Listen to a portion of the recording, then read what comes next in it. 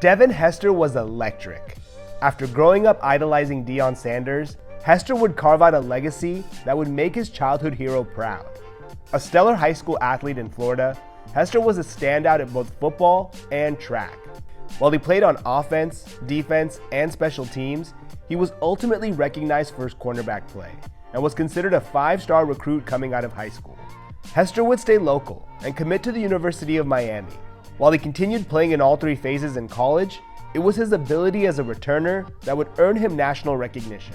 He would finish his 3 seasons at Miami with 81 total returns for 1,657 yards and 6 return touchdowns. And in 2006, the Bears would draft him as a cornerback in the 2nd round, but their intentions were to use him as a returner.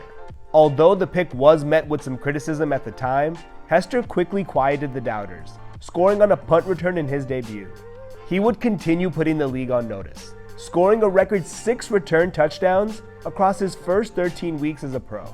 He also won Special Teams Player of the Week 3 times during that span, and despite him not taking an offensive snap before week 14, he finished his rookie year as the Bears' 2nd leading scorer, trailing only kicker Robbie Gould.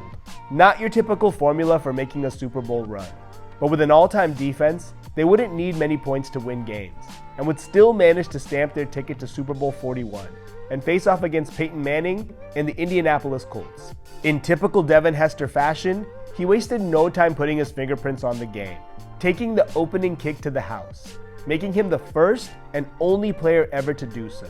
Unfortunately, the Colts would stop kicking to him directly, and he would not have another opportunity on special teams.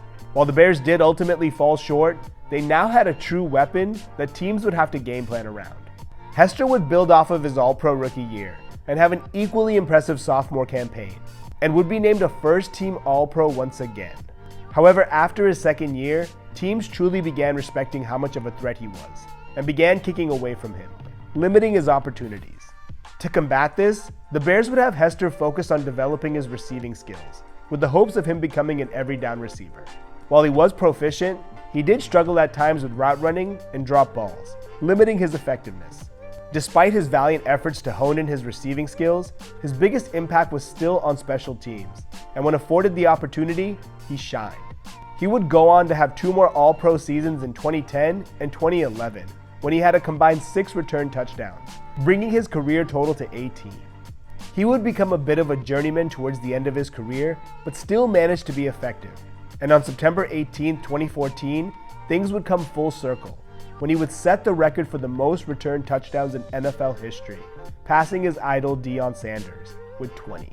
Hester would retire in 2017 and would walk away with a number of major records, including the most special teams return touchdowns, most non-offensive touchdowns, most kickoff and punt return touchdowns, and the most combined return touchdowns in a season. In 2024, Hester would receive football's highest honor and become the first return specialist to be enshrined into the Pro Football Hall of Fame, bringing respect to a phase of the game that has largely been underappreciated. I want to thank you for watching, and I would love to hear about your favorite memories of Devin.